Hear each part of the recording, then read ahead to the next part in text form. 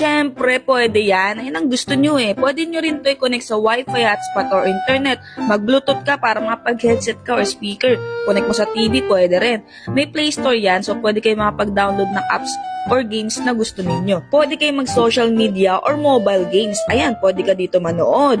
Pwede rin dito. O diba, dahil gusto mo yung tinutukoy mo na yan, meron tong Chrome. So sa Chrome dyan, ayan, may incognito rin yan. O, i-type mo na dyan yung gusto mong panoorin, diba? Since bawal yan dito kay TikTok, kaya hindi ko papakita guys ha. Pero gets nyo na yan, no? Malaki na kayo, alam nyo na yan. Diyan kayo magaling eh.